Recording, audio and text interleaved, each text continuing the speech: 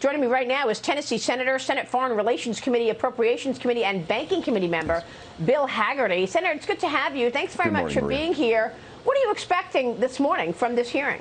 Well, I serve on the Senate Banking Committee. I think that we're going to see some very detailed questioning of a very controversial candidate. Again, this just reflects the massive bait and switch that America undertook. You know, back in 2020, Biden campaigned as a moderate. Yet he's put forward some of the most radical nominees that we've ever seen. And here we're talking about a Marxist academic, someone that wants to do away with private bank accounts, to put them in charge of the federal government. And she'll be in charge of an army of 2,400 bank examiners armed with $1 billion war chest. And if you think about what the Biden administration has talked about in terms of spying on our bank accounts, giving them the opportunity to come in and execute any company that they want because they're in a disapproved, category. For example, she's talking about oil and gas or coal. It's not the government's role to step in, to set the private sector aside for the government to allocate capital, which is what she's talking about. She wants to be able to use the government as a social engineering tool to dictate where financing can go and where it cannot. She said it. She wants to bankrupt American companies with whom she may disagree. Yeah. Well, look, I just mentioned the report that she stole items.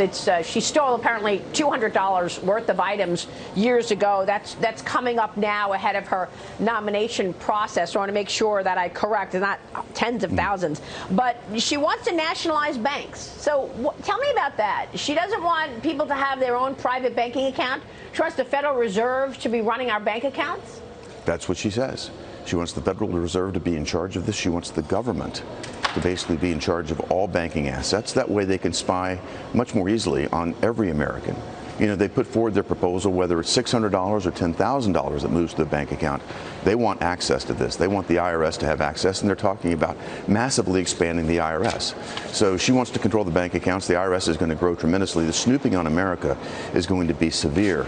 This feels like communist China and the surveillance environment there. That's the direction she wants to take us. And then allowing the government to determine which industries are favored and which are not, which ones deserve to be banked and which ones should go bankrupt. Those were her words, Maria. This is frightening. Yeah, it is frightening. You're right. I know that this is the first test in your committee, the banking committee, but then she's got to clear that, and then the committee later votes on her nomination. If approved, it goes to the full Senate. What are your expectations? Is she going to get through? I think it's going to be very difficult for her to get through our committee. I cannot imagine a single Republican voting for her. And in the committees, because the Senate is 50-50, the committee is evenly divided. We just need one Democrat to call the White House and say, step back. We don't need this type of radical, Marxist type of approach to our banking system. Trillions of dollars. The banking system in America is the envy of the world. She would like to destroy the banking system as we know it. I can imagine this will be very difficult for some of my colleagues like Senator Tester, Senator Warner. I think they may have serious reservations with this. Senator, this is not the only progressive, radical that Joe Biden is pushing forward. We are waiting on his pick for the next chairman of the Federal Reserve.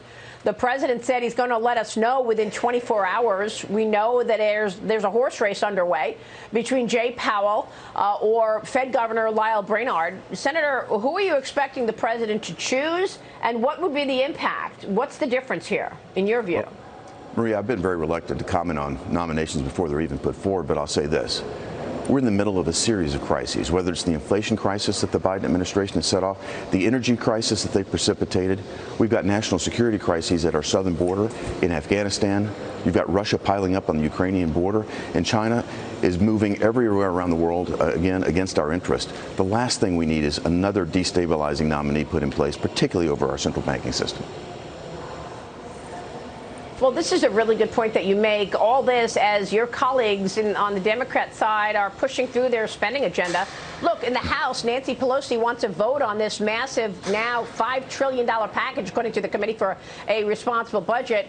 She wants a House vote before Thanksgiving. We know that there are tax reporting requirements in there for crypto, included in the infrastructure bill as well. Tell me what the issue is around crypto. Starting in 2023, brokers will be required to track transactions for customers and the IRS. Businesses that receive payments top $10,000 in crypto will also have to report the identity of the sender to the government. a group of lawmakers hoping to amend this part of the law. Senator Cruz was telling me about this over the weekend. Your thoughts on the crypto end of this and whether or not the Build Back Better agenda gets through? This just underscores how reckless the Democrats have been since Joe Biden took office. They pushed all of this through something called the reconciliation process. I serve on the banking committee. We've yet to see anything having to do with regulating, excuse me, the crypto markets. This is an area where America truly can innovate. The blockchain technology possesses so much potential. And yet what we do is have people in back rooms putting together regulations that nobody sees. You've got to pass the bill before you can find out what's in it. That's where we are with these regulations. We're seeing a process put in place that may completely dampen one of the most innovative industries, an area where America could be at the forefront. And they're talking about putting these regulations together in a back room. We've got serious problems with this. This is the last thing we should be doing, to take an innovative industry like this and regulating it through the back door in this manner. Well, they're looking for money under every rock they can, right? Senator, this is all just extraordinary. That's all I have to say. It's good to see you this morning, and we'll be watching the developments. Thank you, sir. Thank you. Senator Bill Hagerty in D.C.